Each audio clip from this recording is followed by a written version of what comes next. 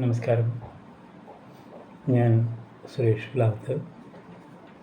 പ്രിയമുള്ള കേരളത്തിലെ സംവിധായകരെ, ഈ 9-ാം തീയതി കേരളത്തിൽ നടക്കാനിരിക്കുന്ന നിയമസഭാ തെരഞ്ഞെടുപ്പിലേക്ക് നമ്മൾ വോട്ട് ചെയ്യാൻ വേണ്ടി ബൂത്തിലേക്ക് നീങ്ങുമ്പോൾ നമ്മുടെ 10 വർഷത്തെ അനുഭവങ്ങൾ മനസ്സിലുണ്ടാവണം. 10 വർഷത്തെയല്ല, 60 വർഷത്തെ അനുഭവങ്ങളും മനസ്സിലുണ്ടാവേണ്ടത് അത്യാവശ്യമാണ്. ഇവരുടെ എന്ത് അഴിമതി നടത്തിയാലും ഇവർ കയറുമ്പോൾ അതും അവരും മായ്ച്ചു കളയാം, മറ്റവർ കയറുമ്പോൾ ഇവർ മായ്ച്ചു കളയാം. ഇങ്ങനെയാണ് സംഭവങ്ങൾ നടക്കാറ്. സത്യത്തിൽ ഈ സംഭവങ്ങളൊക്കെ പുറത്ത് അന്വേഷണ വിധേയമാകണമെങ്കിൽ VS പറഞ്ഞേക്കണ VVIPനെ പിടിക്കണമെങ്കിലും കിളിരൂർ കേസിൽ പ്രതി ആരാണ് തിരിച്ചറിയണമെങ്കിലും NDA വരണം. ഈ മയക്കുമരുന്ന് കേസുകളൊക്കെ എവിടെയും എത്താണ്ട് നിൽക്കുന്നത് സർക്കാരിൻ്റെ ഒത്താശ കൊണ്ടാണ്. മദ്യം, മയക്കുമരുന്ന് ഇതിൻ്റെ അടിമകളായിട്ട് വൃദ്ധന്മാരും തൊഴിൽ തേടി ഈ സംസ്ഥാനം വിട്ടുപോകേണ്ടി വരുന്ന യുവാക്കളെയാണ് നമ്മൾ ഇന്ന് കേരളത്തിൽ കാണുന്നത്. ആ ഒരു സംഭവത്തിൽ നിന്ന് നമുക്ക് നമ്മുടെ നാടിനെ രക്ഷിച്ചെടുക്കേണ്ട ആവശ്യം നമ്മുടെ ചുമതല തന്നെയാണ്. നമ്മളതിൽ നിന്ന് മാറി നിന്നിട്ട് കാര്യമില്ല.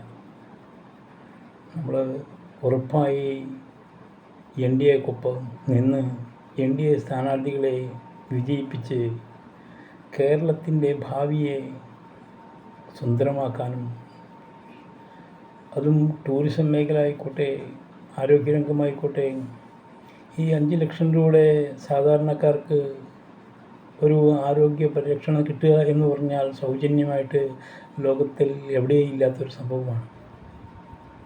അത് മോദി നമുക്ക് ആയുഷ്മാൻ ഭാരതിലൂടെ തന്നപ്പോൾ അതിവിടെ പുറംകാലം കൊണ്ട് തട്ടി BJP സർക്കാരിന് പേര് വരും എന്നുദ്ദേശിച്ച് ഈ സർക്കാർ അതിനെ ഇവിടെ പ്രാബല്യത്തിലാക്കാണ്ടാക്കി. കർഷകർക്ക് ഇവിടെ എത്രയോ നെൽപ്പാടങ്ങളും കൊണ്ട് താങ്ങുവില കൊടുക്കാൻ ഇവിടെ ബുദ്ധിമുട്ട് അനുഭവിക്കുന്ന സംഭവങ്ങളാണ്. നമ്മുടെ ഏലം, കുരുമുളക് പോലുള്ള സുഗന്ധദ്രവ്യങ്ങൾ, തേയില, റബ്ബർ പോലുള്ള വ്യാപാര സംരംഭങ്ങൾ, നെല്ല്, തേങ്ങ പോലുള്ള സാധാരണ കൃഷിക്കാരുടെ സംഭവങ്ങൾ എല്ലാം നമുക്ക് നല്ല നേട്ടത്തിലേക്ക് കൊണ്ടുവരാൻ ഒരു അവസരമാണ് NDA സർക്കാർ വന്നാൽ. ഇടനിലക്കാരനെ മാർക്കറ്റിൽ നിന്ന് ഒഴിവാക്കാൻ മോദി ശ്രമിച്ചപ്പോൾ അതിനെതിരെ സമരം ചെയ്തവരാണ് കോൺഗ്രസും LDFും ഒക്കെ. അതുകൊണ്ട് ഈ ഹരിയാനയിൽ അവർ തോറ്റു തുന്നം പാടി. കാരണം കർഷക മേഖല ഇവരെ ആട്ടി പുറത്താക്കി. പറഞ്ഞിരുന്നു ഇവർ താഴോട്ട് പോയി, ഇത് രാഹുൽ കയറി വന്നു, രാഗ എന്ത് രാഗം, രാഷ്ട്രീയമായിട്ടോ പാരമ്പര്യമായിട്ടോ ഒരു അനുഭവമുള്ള ഒരു വ്യക്തിയല്ല പ്രതിപക്ഷ നേതാവ്. അദ്ദേഹത്തെ പറഞ്ഞിട്ട് നമ്മളതിൻ്റെ ഇതിലേക്ക് പോകുന്നില്ല. നമുക്ക് വേണ്ടത് നമ്മുടെ യുവാക്കൾ നാട്ടിൽ നിന്ന് അന്യസംസ്ഥാനത്തേക്ക്, അന്യദേശത്തേക്കാണ് കുടിയേറുന്നത്. പണ്ടത്തെ LDF സർക്കാർ കയറിയപ്പോൾ മലയാളികൾ മറുനാടൻ മലയാളിയായ സംഭവങ്ങൾ ഞങ്ങളുടെ അനുഭവത്തിലുള്ളതാണ്. ഞങ്ങളൊക്കെ കമ്പനികൾ കൊണ്ട് അന്യസംസ്ഥാനങ്ങളിലേക്ക് കുടിയേറിപ്പോയവരാണ്. പിന്നത്തെ തലമുറ ഗൾഫ് രാജ്യങ്ങളിലേക്ക് പോയി.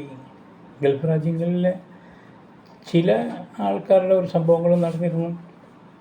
അതുമാത്രമല്ല, കേരളത്തിൽ വന്ന കണ്ടെയ്നർ പൈസ അന്വേഷണ വിധേയം ഇപ്പോഴുമായിട്ടില്ല. അത് അന്വേഷണ വിധേയമാവണമെങ്കിൽ NDA സർക്കാർ വരണം. അത് കർശനമായിട്ട് അന്വേഷണമാകും. ഒരു 2009 ആ സംഭവം. 20 വർഷം കൂടെ ആയിട്ടില്ല. അത് അന്വേഷിക്കാൻ വലിയ സംഭവമൊന്നുമില്ല. അന്വേഷിച്ച് കഴിഞ്ഞാൽ ആരൊക്കെയാണ് എവിടേക്കാണ് കിട്ടിയതെന്ന് പറഞ്ഞാൽ ആളുടെ പ്രതിയെ വരെ ഒരാളെ കിട്ടിയിട്ടുണ്ട്. അപ്പോൾ അതൊക്കെ അന്വേഷണം വരണമെങ്കിൽ NDA സർക്കാരിന് വോട്ട് നൽകണം. പുതിയ തലമുറയ്ക്ക് നല്ല ഭാവിയും നല്ല ഇതും ഉണ്ടാവാൻ നമ്മൾ കേന്ദ്രത്തിലെ മോദി സർക്കാരിനൊപ്പം ഡബിൾ ഇഞ്ചിൻ സർക്കാരായിട്ട് കേരളം മുന്നേറട്ടെ എന്ന് വിചാരിച്ചുകൊണ്ട് എല്ലാവർക്കും ആശംസ പറഞ്ഞുകൊണ്ട് നിർത്തുന്നു. നന്ദി, നമസ്കാരം.